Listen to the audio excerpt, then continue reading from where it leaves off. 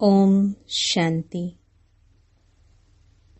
10 फरवरी 2025 बाबा के महावाक्य। मीठे बच्चे, तुम्हें बाप द्वारा जो अद्वैत मत मिल रही है, उस मत पर चलकर कलयुगी मनुष्यों को सत्युगी देवता बनाने का श्रेष्ठ कर्तव्य करना है।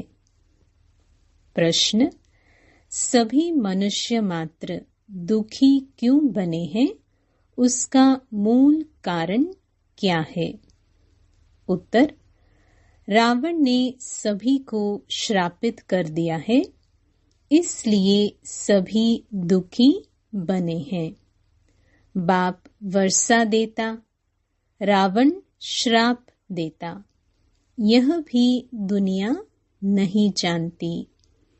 बाप ने वर्षा दिया, तब तो भारतवासी इतने सुखी स्वर्ग के मालिक बने, पूज्य बने। श्रापित होने से पुजारी बन जाते हैं। ओम शांति। बच्चे यहाँ मधुबन में आते हैं बाप दादा के पास। हॉल में जब आते हो, देखते हो पहले बहन भाई बैठते हैं, फिर पीछे देखते हो बाप दादा आया हुआ है, तो बाप की याद आती है। तुम हो प्रजापिता ब्रह्मा के बच्चे, ब्राह्मण और ब्राह्मणियां। वह ब्राह्मण तो ब्रह्मा बाप को जानते ही नहीं है। तुम बच्चे जानते हो, बाप जब आते हैं तो ब्रह्मा विष्णु शंकर भी जरूर चाहिए। कहते ही हैं त्रिमूर्ति शिव भगवान वाच। अब तीनों द्वारा तो नहीं बोलेंगे ना। यह बातें अच्छी रीति बुद्धि में धारण करनी है। बेहद के बाप से जरूर स्वर्ग का वर्षा मिलता है, इसलिए सभी भक्त भगवान से क्या चाहते हैं? जीवन मुक्ति। अभी है जीवन बंध। सभी बाप को याद करते हैं कि आकर इस बंधन से मुक्त करो। अभी तुम बच्चे ही जानते हो कि बाबा आया हुआ है। कलब कलब बाप आते हैं, पुकारते भी हैं तुम मात पिता, परंतु इसका अर्थ तो कोई भी नहीं समझते। निराकार बाप के लिए समझ लेते हैं, गाते हैं, परंतु मिलता कुछ भी नहीं है। अभी तुम बच्चों को उनसे वर्षा मिलता है, फिर कल्प बाद मिलेगा। बच्चे जानते हैं बाप आधा कल्प के लिए आकर वर्षा देते हैं और रावण फिर श्राप देते हैं। यह भी दुनिया नहीं जानती कि हम सभी श्रापित हैं। रावण का श्राप लगा हुआ है, इसलिए सभी दुखी हैं। भारतवासी सुखी थे। कल इन लक्ष्मी नारायण का राज्य भारत में था। देवताओं के आगे माथा टेकते हैं, पूजा करते हैं, परंतु सतयुग कब था यह किसको पता नहीं।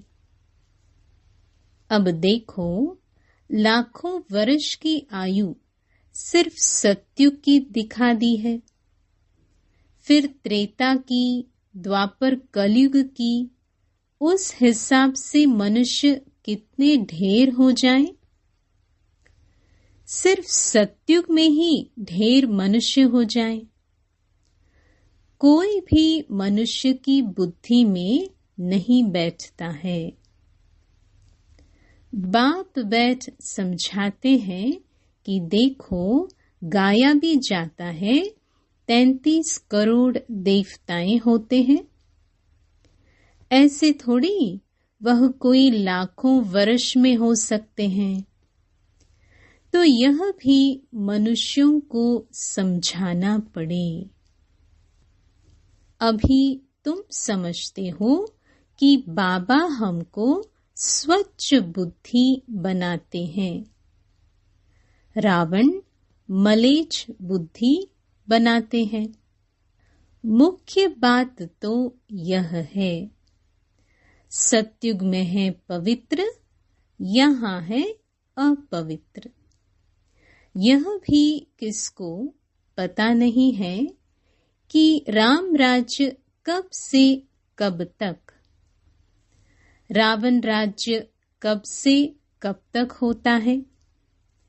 समझते हैं यहाँ ही राम राज्य भी है, रावण राज्य भी है। अनेक मतांतर है ना।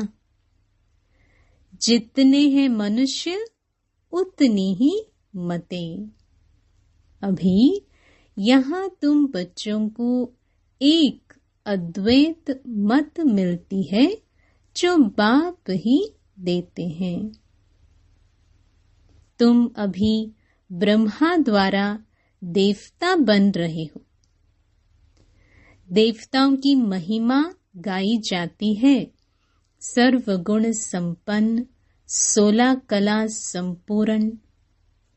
हैं तो वह भी मनुष्य। मनुष्य की महिमा गाते हैं क्यों? जरूर फर्क होगा ना। अभी तुम बच्चे भी नंबरवार पुरुषार्थ अनुसार मनुष्य को देवता बनाने का कर्तव्य सीखते हो। कलयुगी मनुष्य को तुम सतयुगी देवता बनाते हो, अर्थात शांति धाम ब्रह्मांड का और विश्व का मालिक बनाते हो। यह तो शांति धाम नहीं है ना। यहाँ तो कर्म जरूर करना पड़े। वह है स्वीट साइलेंस होम। अभी तुम समझते हो हम आत्माएं स्वीट होम ब्रह्मांड के मालिक हैं। वहाँ दुख सुख से न्यारे रहते हैं। फिर सतयुग में विश्व के मालिक बनते हैं। अभी तुम बच्चे लायक बन रहे हो। एम ऑब्जेक्ट एक्यूरेट सामने खड़ी है।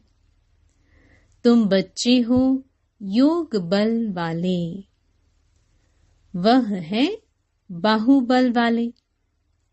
तुम भी हो युद्ध के मैदान पर, परंतु तुम हो डबल अहिंसक, वह है हिंसक। हिंसा काम कटारी को कहा जाता है। सन्यासी भी समझते हैं यह हिंसा है, इसलिए पवित्र बनते हैं। परंतु तुम्हारे सिवाय बाप के साथ प्रीत कोई की है नहीं। आशिक माशुक की प्रीत होती है ना। वह आशिक माशुक तो एक जन्म के गाए जाते हैं। तुम सभी हो मुझ माशुक के आशिक। भक्ति मार्ग में मुझ एक माशुक को याद करते आए हो। अब मैं कहता हूँ यह अंतिम जन्म सिर्फ पवित्र बनो और यथार्थ रीति याद करो, तो फिर याद करने से ही तुम छूट जाएंगे। सतयुग में याद करने की दरकार ही नहीं रहेगी। दुख में सिमरन सब करते हैं, यह है नरक। इनको स्वर्ग तो नहीं कहेंगे ना। बड़े आदमी जो धनवान है वह समझते हैं हमारे लिए तो यहाँ ही स्वर्ग है। विमान आदि सब कुछ वैभव है। कितना अंधश्रद्धा में रहते हैं। गाते भी हैं तुम मात पिता, परंतु समझते कुछ नहीं। कौन से सुख घनेरे मिले यह कोई भी नहीं जानते हैं। बोलती तो आत्मा है ना। तुम आत्माएं समझती हो हमको सुख घनेरे मिलने हैं। उसका नाम ही है स्वर्ग सुखधाम। स्वर्ग सभी को बहुत मीठा भी लगता है। तुम अभी जानते हो स्वर्ग में हीरे जवाहरों के कितने महल थे। भक्ति मार्ग में भी कितना अनगिनत धन था जो सोमनाथ का मंदिर बनाया है।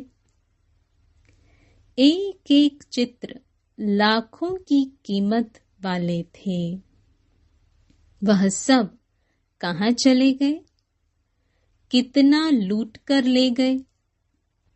मुसलमानों ने जाए मस्जिद आदि में लगाया। इतना अथाह धन था। अभी तुम बच्चों की बुद्धि में है हम बाप द्वारा फिर से स्वर्ग के मालिक बनते हैं। हमारे महल सोने के होंगे। दरवाजों पर भी जड़ित लगी हुई होगी। जैनियों के मंदिर भी ऐसे बने हुए होते हैं। अब हीरे आदि तो नहीं है ना जो पहले थे। अभी तुम जानते हो हम बाप से स्वर्ग का वर्षा ले रहे हैं। शिव बाबा आते भी भारत में ही है। भारत को ही शिव भगवान से स्वर्ग का वर्षा मिलता है। क्रिश्चियन भी कहते हैं क्राइस्ट से 3000 वर्ष पहले भारत हेवन था। राज्य कौन करते थे यह किसको पता नहीं है। बाकी यह समझते हैं भारत बहुत पुराना है तो यही स्वर्ग था ना। बाप को कहते भी हैं हेवनली गॉड फादर, अर्थात हेवन स्थापन करने वाला फादर। जरूर फादर आए होंगे तब तुम स्वर्ग के मालिक बने होंगे। हर 5000 वर्ष बाद स्वर्ग के मालिक बनते हो। फिर आधा कल्प बाद रावण राज्य शुरू होता है। चित्रों में ऐसा क्लियर कर दिखाओ जो लाखों वर्ष की बात बुद्धि से ही निकल जाए। लक्ष्मी नारायण कोई एक नहीं, इन्हों की डिनेस्टी होगी ना। फिर उन्हों के बच्चे राजा बनते होंगे। राजाएं तो बहुत बनते हैं ना। सारी माला बनी हुई है। माला को ही सिमरण करते हैं ना। जो बाप के मददगार बन बाप की सर्विस करते हैं उन्हों की ही माला बनती है। जो पूरा चक्र में आते पूज्य पुजारी बनते हैं उन्हों का यह यादगार है। तुम पूज्य से पुजारी बनते हो तो फिर अपनी माला को बैठ पूजते हो। पहले माला पर हाथ लगाकर फिर माथा टेकेंगे, पीछे माला को फेरना शुरू करते हैं। तुम भी सारा चक्र लगाते हो, फिर शिव बाबा से वर्षा पाते हो। यह राज तुम ही जानते हो। मनुष्य तो कोई किसके नाम पर, कोई किसके नाम पर माला फेरते हैं, जानते कुछ भी नहीं। अभी तुमको माला का सारा ज्ञान है और कोई को यह ज्ञान नहीं। कृष्ण थोड़ी समझते हैं कि यह किसकी माला फेरते हैं। यह माला है ही उन्हों की जो बाप के मददगार बन सर्विस करते हैं। इस समय सब पतित हैं। जो पावन थे वह सब यहाँ आते आते अब पतित बने हैं। फिर नंबरवार सब जाएंगे। नंबरवार आते हैं, नंबरवार जाते हैं। कितनी समझने की बातें हैं। यह झाड़ है, कितने टाल टालियां मठ पंथ है। अभी यह सारा झाड़ खलास होना है, फिर तुम्हारा फाउंडेशन लगेगा। तुम हो इस झाड़ के फाउंडेशन। उसमें सूर्यवंशी चंद्रवंशी दोनों हैं। सत्युग त्रेता में जो राज्य करने वाले थे उन्हों का अभी धर्म ही नहीं है, सिर्फ चित्र है। जिनके चित्र हैं उन्हों की बायोग्राफी को तो जानना चाहिए ना। कह देते फलानी चीज लाखों वर्ष पुरानी है। अब वास्तव में पुराने ते पुराना है आदि सनातन देवी देवता धर्म। उनके आगे तो कोई चीज हो नहीं सकती। बाकी सब 2500 वर्ष की पुरानी चीजें होगी। नीचे से खोदकर निकालते हैं ना। भक्ति मार्ग में जो पूजा करते हैं वह पुराने चित्र निकालते हैं, क्योंकि अर्थक्वेक में सब मंदिर आदि गिर पड़ते हैं, फिर नए बनते हैं। हीरे सोने आदि की खानियां जो अभी खाली हो गई हैं, वह फिर वहां भरतू हो जाएंगी। यह सब बातें अभी तुम्हारी बुद्धि में है ना। बाप ने वर्ल्ड की हिस्ट्री ज्योग्राफी समझाई है। सतयुग में कितने थोड़े मनुष्य होते हैं, फिर वृद्धि को पाते हैं। आत्माएं सब परम धाम से आती रहती हैं। आते आते झाड़ बढ़ता है। फिर जब झाड़ जड़जड़ीभूत अवस्था को पाता है तो कहा जाता है राम गयो रावण गयो, जिनका बहु परिवार है। अनेक धर्म है ना। हमारा परिवार कितना छोटा है। यह सिर्फ ब्राह्मणों का ही परिवार है। वह कितने अनेक धर्म है। जनसंख्या बतलाते हैं ना। वह सब है रावण संप्रदाय। यह सब जाएंगे, बाकी थोड़े ही रहेंगे। रावण संप्रदाय फिर स्वर्ग में नहीं आएंगे, सब मुक्ति धाम में ही रहेंगे। बाकी तुम जो पढ़ते हो वह नंबरवार आएंगे स्वर्ग में। अभी तुम बच्चों ने समझा है कैसे वह निराकारी झाड़ है, यह मनुष्य सृष्टि का झाड़ है। यह तुम्हारी बुद्धि में है। पढ़ाई पर ध्यान नहीं देंगे तो इम्तिहान में ना पास हो जाएंगे। पढ़ते और पढ़ाते रहेंगे तो खुशी भी रहेगी। अगर विकार में गिरा तो बाकी यह सब भूल जाएगा। आत्मा जब पवित्र सोना हो तब उसमें धारणा अच्छी हो। सोने का बर्तन होता है पवित्र गोल्डन। अगर कोई पतित बना तो ज्ञान सुना नहीं सकता। अभी तुम सामने बैठे हो, जानते हो गॉड फादर शिव बाबा हम आत्माओं को पढ़ा रहे हैं। हम आत्माएं इन ऑर्गन्स द्वारा सुन रही हैं।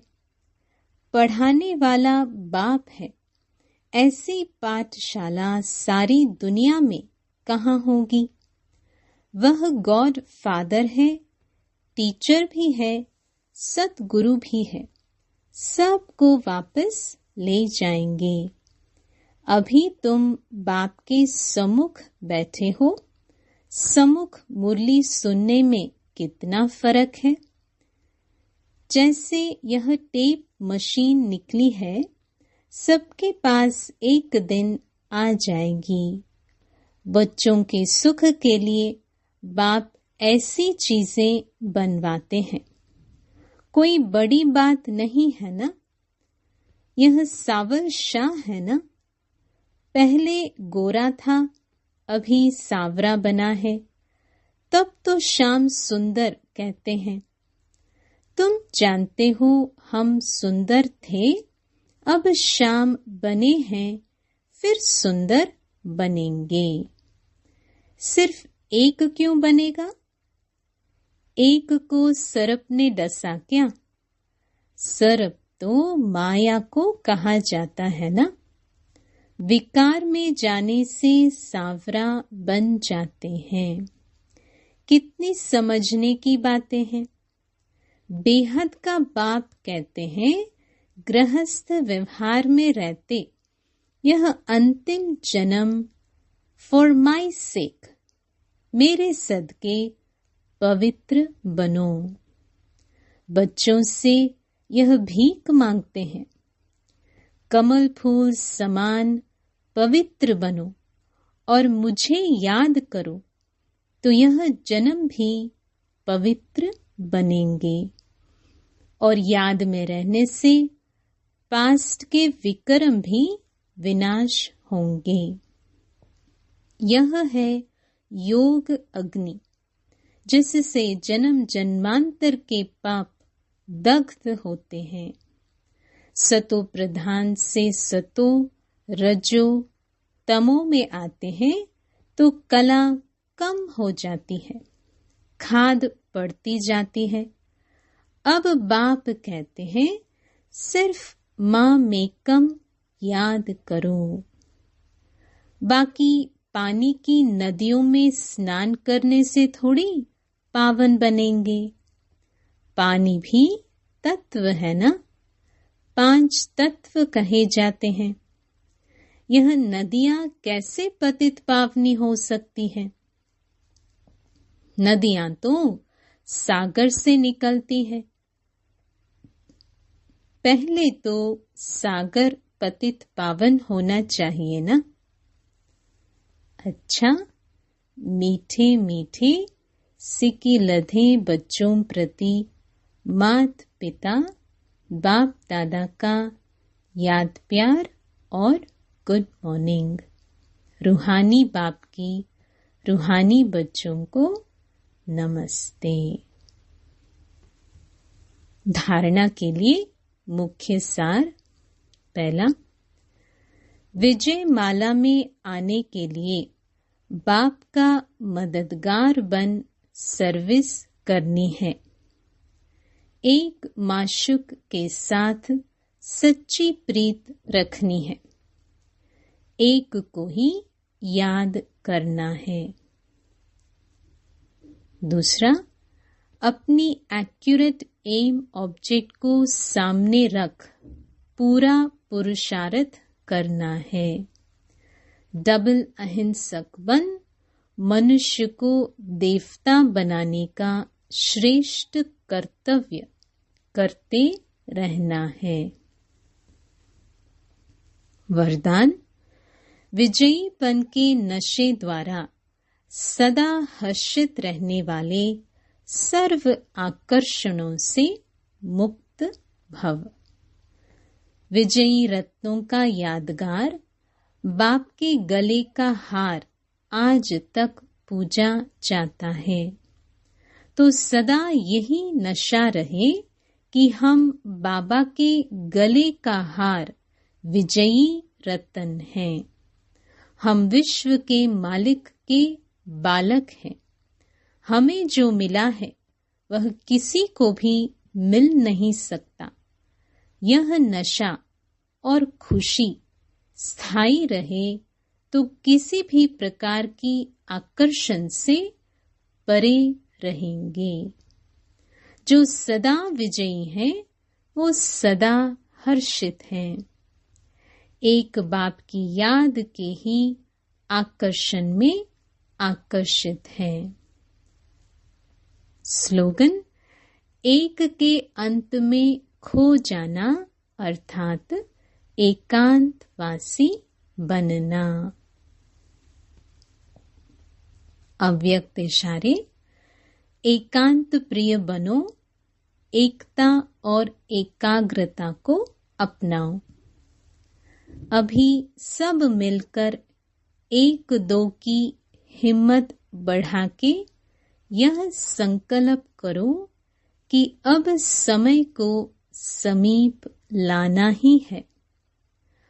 आत्माओं को मुक्ति दिलानी ही है, लेकिन यह तब होगा जब सोचने को स्मृति स्वरूप में लाएंगे। जहाँ एकता और दृढ़ता है वहाँ असंभव भी संभव हो जाता है। ओम शांति।